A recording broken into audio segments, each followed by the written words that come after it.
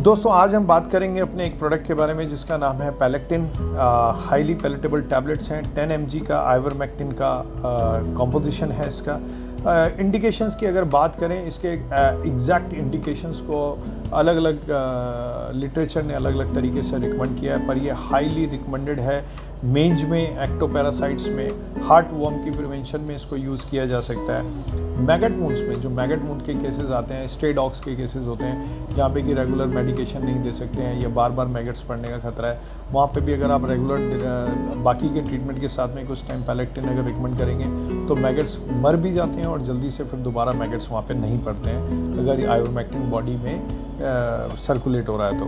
Intestinal worms में, internal parasites के case में भी इसको यूज़ किया जा सकता है। जैसे कि अगर हम बात करें तो एंडोपैरासाइट्स वो पैरासाइट्स होते हैं जो कि बॉडी के अंदर पाए जाते हैं, जो इंटेस्टाइन्स में जो पैरासाइट होते हैं। शरीर के अंदर वाले पैरासाइट्स को बोलेंगे एंडोपैरासाइट्स, और जो शरीर के बाहर स्किन के ऊपर मिलते हैं उनको बोला जाता है एक्टोपैरासाइट्स।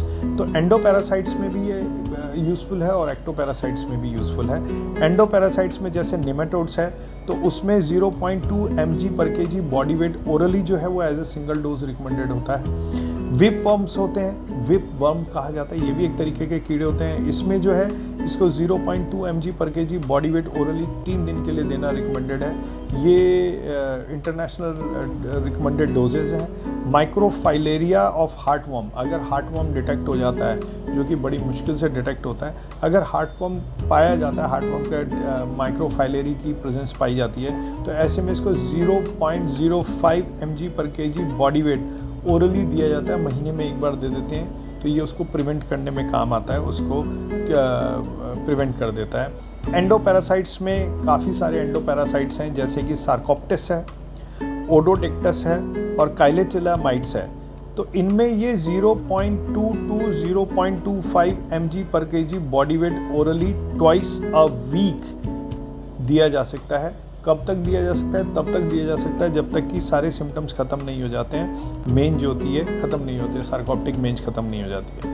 डिमोडेक्टिक माइट्स अगर हैं, डिमोडेक्स सबसे वाइडली फैला हुआ स्किन इन्फेक्शन होता है। स्ट्रे डॉग्स में जो सबसे ज़्यादा पाया जाता है वो अक्सर डिमोडेक्टिक मेंज होता है, और डिमोडेक्टिक माइट्स के केस में कोई मेडिसिन काम नहीं करेगी अगर आप आइवरमेक्टिन यानी कि पैलेक्टिन अगर यूज़ करते हैं, जो कि चिकन फ्लेवर में है। तो स्ट्रे डॉग्स को देना या घर के डॉग को भी खिलाना बहुत आसान होता है क्योंकि लंबे टाइम तक खिलाना होता है। तो डिमोडेक्टिक मेंज में 0.3 to 0.6 mg/kg body weight orally once a day recommended है until 2 negative skin scraping test. यानी कि इसमें क्या होता है, इसमें ये होता है कि जिसको सार्कोप्टिक मेंज हो गई या डिमोडेक्टिक मेंज हो गई, उसमें डॉक्टर क्या करते हैं, उसकी स्किन स्क्रैपिंग करते रहते हैं।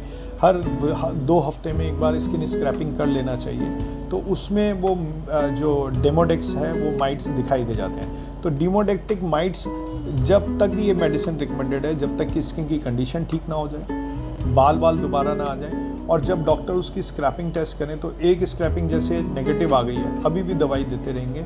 फिर उसके बाद 1 हफ्ते बाद या 2 हफ्ते बाद दोबारा एक बार स्किन स्क्रैपिंग करके देखेंगे, अगर तब भी नेगेटिव आ गई तो उसके बाद ये मेडिसिन रोकना रिकमेंडेड है।